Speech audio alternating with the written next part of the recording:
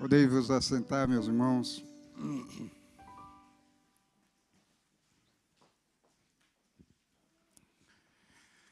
Muito bem.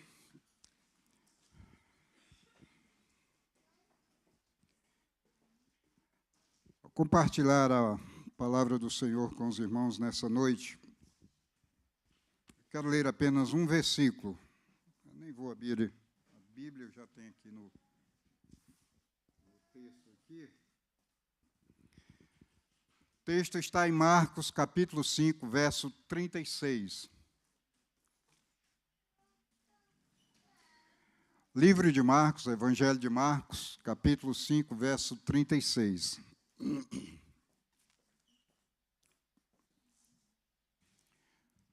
Na verdade, são dois textos, mas eu quero ler só este, mas está baseado lá em 2 Reis 6, 8 a 20. Obrigado, Pedro. Chegou na hora.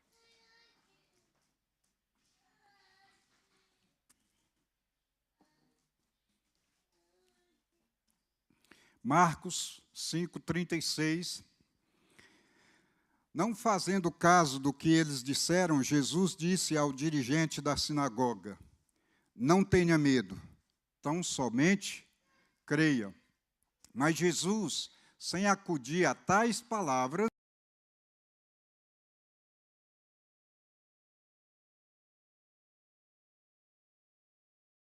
somente. Vamos orar? Deus, eu quero te louvar e bendizer o teu nome, porque tu és santo, tu és o Criador dos céus e da terra, e a ti, meu Pai, toda honra, toda glória, todo louvor.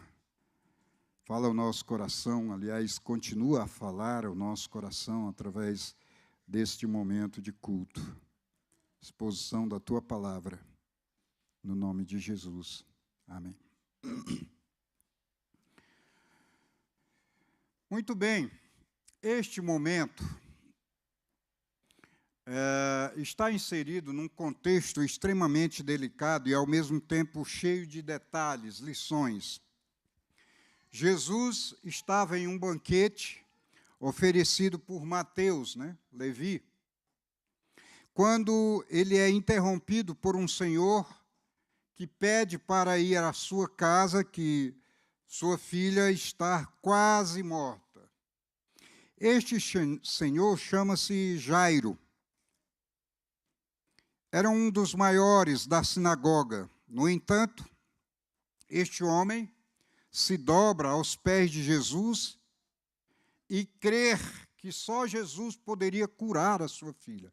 Era uma situação bem complicada. No verso 23 aí do capítulo que nós lemos de Marcos, ele diz assim: este homem chega perante Jesus e diz o seguinte: rogo-te que venhas e imponhas as mãos para que sare e viva. Ou seja, para que a minha filha sare, seja curada e viva. Irmãos, nós observamos alguns detalhes bem interessantes. Primeiro detalhe, estes chefes da sinagoga até hoje são importantes, gente importante, né?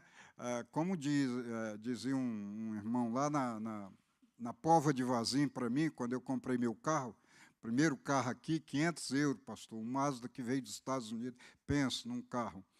E aí aquele senhor viu o carro e falou assim: olha, rapaz, isso é carro de faixa. Carro de faixa. Eu não entendi absolutamente nada. Aí eu perguntei: mas o que significa faixa? Faixa é de gente importante. Ou seja, era um carro chique, Chiro? Então, esse chefe da sinagoga era alguém de faixa, importantíssimo, não é? Mas ele chega para Jesus e então faz esse pedido, essa solicitação, né? E o detalhe aqui é que Jairo deixou a sua filha em casa, quase morta, e foi ao encontro de Jesus. Pergunto: o que você já renunciou na sua vida por causa de Jesus? que você deixou para ir buscar Jesus? Se já o fez, eu não tenho dúvida que foi a melhor decisão. Se não fez, precisa fazer. O segundo detalhe, Jairo, queridos, ele não podia entrar em casa de publicano, porque não era gente importante para ele. Aliás, publicano era inimigo. Tá? A lei proibia isto, do chefe da sinagoga entrar na casa de um publicano, pronto, tá? Era terrível. Jairo, ele tinha ouvido acerca de Jesus e sabia perfeitamente que Jesus poderia curar a sua filha. Então, terceiro detalhe, Jesus, no meio do caminho, ainda é interrompido, ou é interrompido novamente, por o toque de alguém, também aflito, muito aflito, necessitando de cura, verso 28 do texto aí, verso 28 e 30. Esse alguém era uma mulher que sofria há 12 anos de uma hemorragia. Ou seja, com tantos empecilhos, obstáculos, até os discípulos ficaram duvidosos. No verso 31, eles dizem assim: mestre, com tanta gente, ainda perguntas quem me tocou ou quem lhe tocou? Como sabe? Sim? Os próprios discípulos, né, fizeram essa indagação. Mas alguém tocou em Jesus numa situação delicada também. Tem mais. Depois de tudo isso, vêm alguns da sinagoga e dizem o seguinte, verso 35 aí: não incomodes mais o mestre, porque sua filha já está morta. Ou seja, nós estamos diante de uma circunstância difícil de resolvermos. Pergunto, como reagiríamos se alguém nos deixasse, aliás, nos dissesse exatamente isso? Não incomodes mais o mestre. Sua filha já está morta. Ou seja, minha filha já está morta aqui em casa. O que adianta eu ir lá no pastor pedir para orar?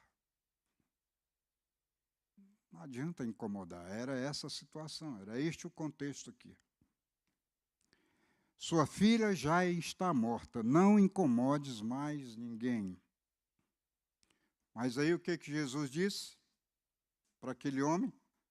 Não temas. Pode colocar aí, meu querido. Não temas, crer somente. Está aí?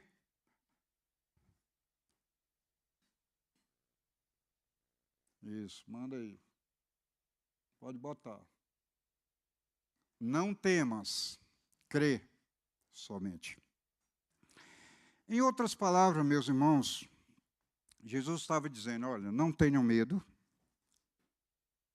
não fiquem aflitos, eu sou o Senhor da situação, eu vou resolver o problema, não se preocupa, não tenham medo, tão somente façam o quê?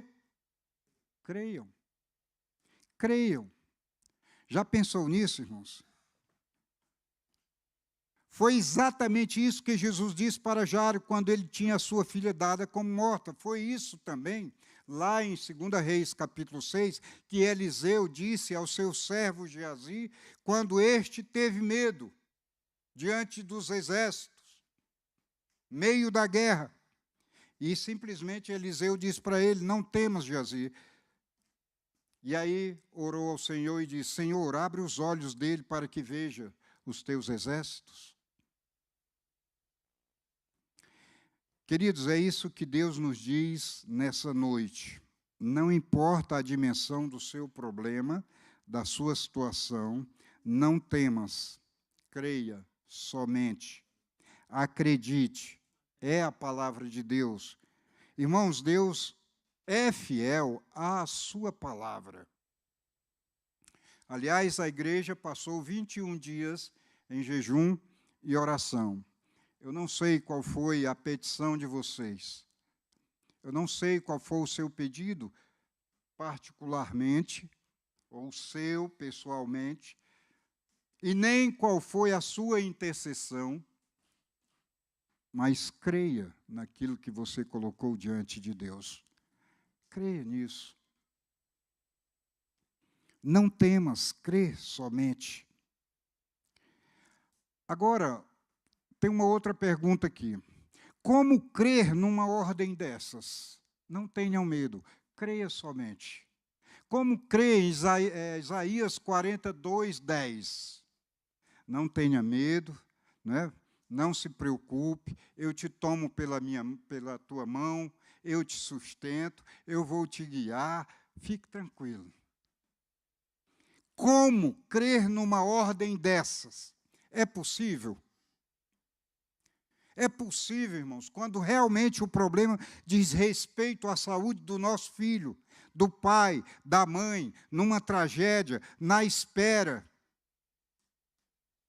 Como eu creio que é possível? Como crer numa ordem dessa? A Bíblia tem a resposta. Primeiro, creia com... Pode ir para frente aí. Creia com fé. Creia com fé. Apareceu até os 3 aí, melhor ainda. Ó. Creia com oração. Creia com disposição. Fé aqui, irmãos, é dom de Deus para eu poder acreditar nisso, nessa palavra de Jesus. Fé é aquilo que Deus dá ao homem, é aquilo que Deus, a palavra, inclusive no Velho Testamento, é imputa, coloca, aqui no português de Portugal é mete, na cabeça do indivíduo para que ele possa crer. Ele não vai crer porque eu disse, ele não vai crer porque o pastor fulano disse, ele não vai crer porque a igreja tal diz que tem que crer. Não, ele vai crer porque Deus vai fazê-lo crer. E é no dia que ele quiser, quando ele quiser. A Bíblia diz que a fé é dom de Deus, é dada por Deus ao homem para que este possa vir a crer. Efésios 2:8. A fé também é a certeza de coisas que se esperam, é a convicção de fatos que não se veem. Jairo, irmão, certamente não poderia confiar nessa palavra de Jesus se não fosse por fé. E eu não tenho nenhuma dúvida de quem lhe fez crer nesta palavra. Crer somente. À luz dos olhos humanos, a sua situação era impossível ser mudada. A filha já estava morta. Era dada como morta, não tinha mais jeito. Queridos, é exatamente no momento que pensamos que as coisas não têm mais jeito, que Deus nos dá essa fé para que possamos contemplar o milagre. É pela fé que cremos, é pela fé que vivemos. Sem fé, diz a palavra de Deus, é impossível agradar a Deus. Portanto, como é que nós podemos crer numa palavra desta? Com fé. Segundo, com oração. Oração. A palavra oração, ela tem 2 implicações aí. Orar e agir. Não é? Oração. Orar com ação. Eu só vou ver como filho de Deus os milagres de Deus, as coisas que Deus tem para a minha vida, orando, falando com Ele. Orar nada mais é do que falar com Deus. É uma conversa com Deus. Simples assim. Não tem que ter ritual, não tem que ter sacrifício, não tem que ter absolutamente nada. Fale com Deus onde você estiver, em qualquer lugar. na sua casa, no seu trabalho, no seu carro, em qualquer momento você pode falar com Deus. Eliseu, lá em 2 Reis, capítulo 6, ele pede a Deus para que abra os olhos de Geazi. Em outras palavras, para que impute, coloque fé, né, em Geazi. Então, ele passa a ver. Jesus aqui diz para Jairo, não tema, Jairo, creia somente. A Bíblia, amados, diz que nós precisamos pedir fé. Pedir fé. Por quê? Sem fé é impossível agradar a Deus. Sem fé é impossível crer nos milagres de Deus. Sem fé é impossível acreditar na palavra de Deus. Sem fé é impossível crer nas promessas que Ele faz através da sua palavra. Sem fé é impossível acreditar em Jesus, no único que pode todas as coisas. Por isso, a oração está intimamente ligada, associada à fé.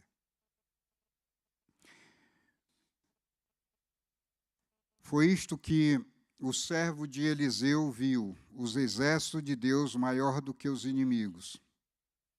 Quando pedimos e cremos pela fé, sempre veremos o mover, o agir de Deus na nossa vida, na minha família e na vida da igreja. Um outro exemplo, o centurião de Mateus 8, né? Diz assim o texto lá. Entrando Jesus em Cafarnaum, dirigiu-se a ele um centurião pedindo-lhe ajuda. E diz, Senhor, olha, meu servo está em casa paralítico, em terrível sofrimento. E aí Jesus lhe disse, eu irei curá-lo.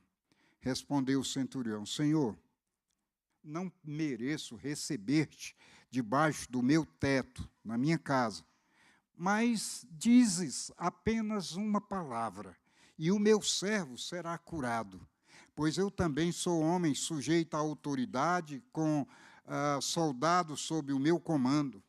Digo a um, vai e ele vai, e a outro, venha e ele vem. Digo ao meu servo, faça isto e ele faz. Ao ouvir isto, Jesus admirou-se e disse aos que o seguiam, olha, gente, digo a vocês, a verdade, não encontrei em Israel ninguém com tamanha fé. Olha que coisa fantástica.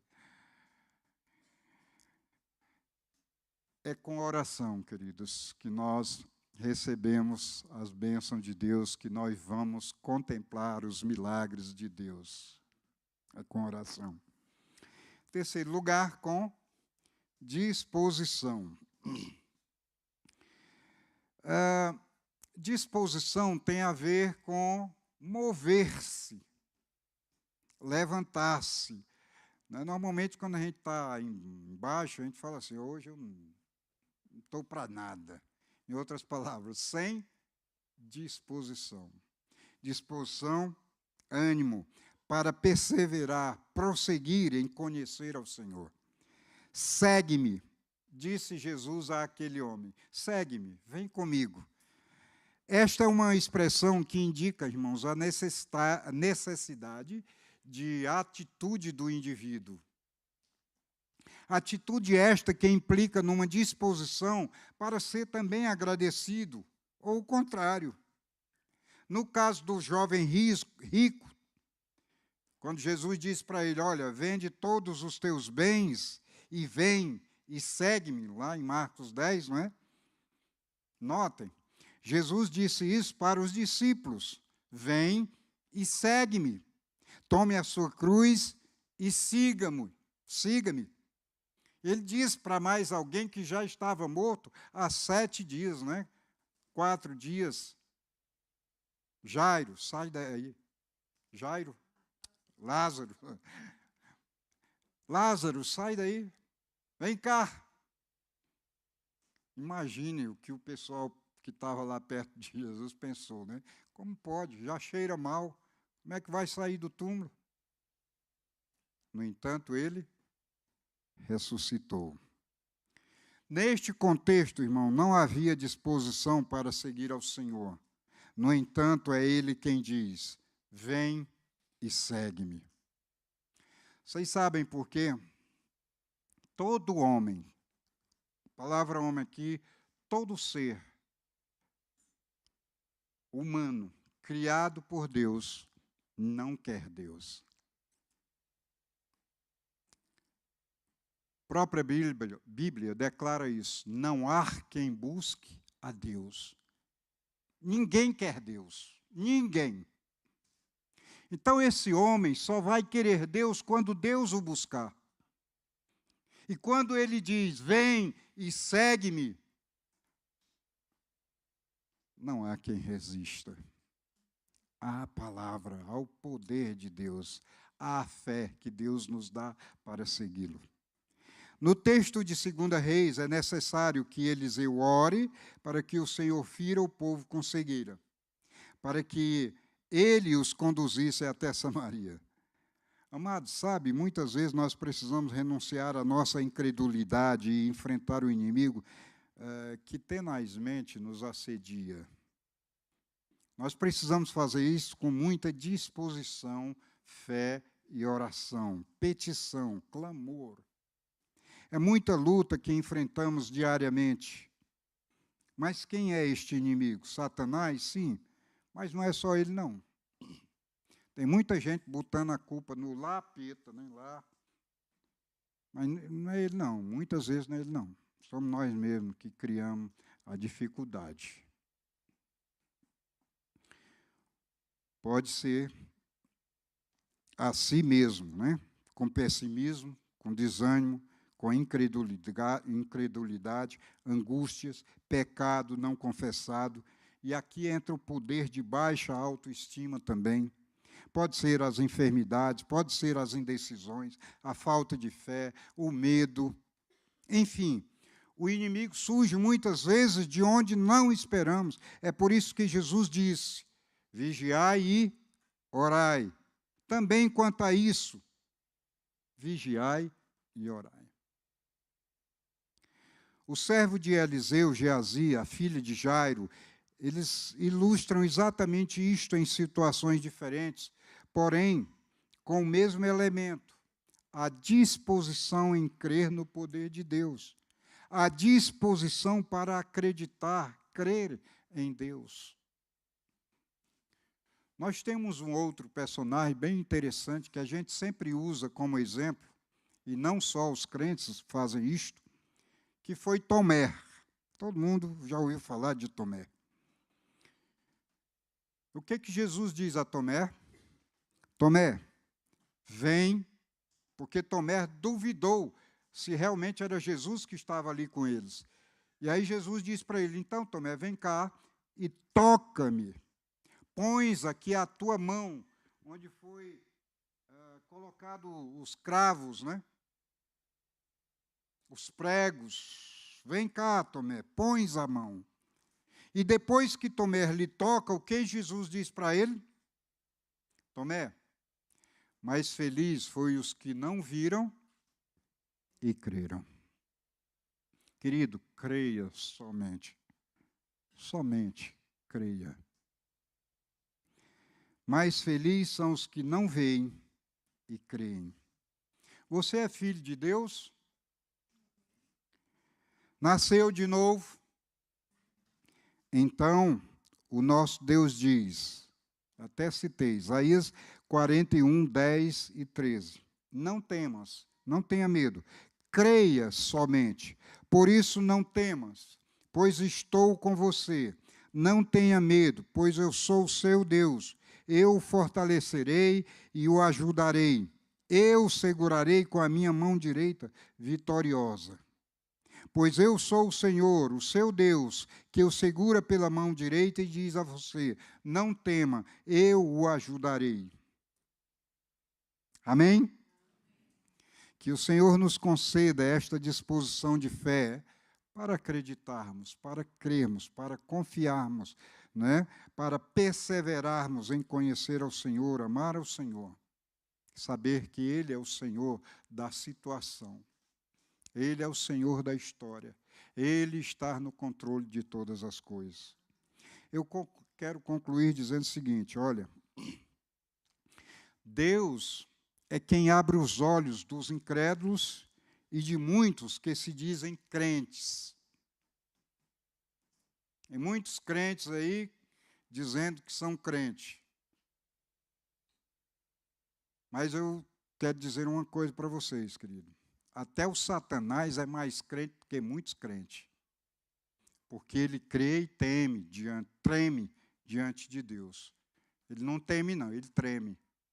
É de medo mesmo de Deus. Ele sabe quem é Deus. Deus é quem abre os olhos dos incrédulos e de muitos que se dizem crentes para que possam ver aquilo que é impossível, para que possam crer em Jesus como Senhor e Salvador de sua vida, como o único que pode perdoar pecado, o único que pode usar de misericórdia para conosco, para que possam ver as bênçãos do dia a dia. Meu irmão, eu não sei se dá para chegar lá no finalzinho. A razão, o racional, diz crer no possível. A experiência diz, ninguém voltou do túmulo. As emoções dizem, terrores de morte me assaltam. Estou em constante problema. Sempre em situação difícil. É isso que as emoções dizem. O homem diz, a fé não torna as coisas mais fáceis, e sim possíveis. Vou repetir. O homem diz, a fé não torna as coisas mais fáceis, e sim possíveis. Cristo diz, crer somente em mim, eu sou a única esperança, eu sou a única solução, eu sou o único caminho, eu sou a verdade e a vida.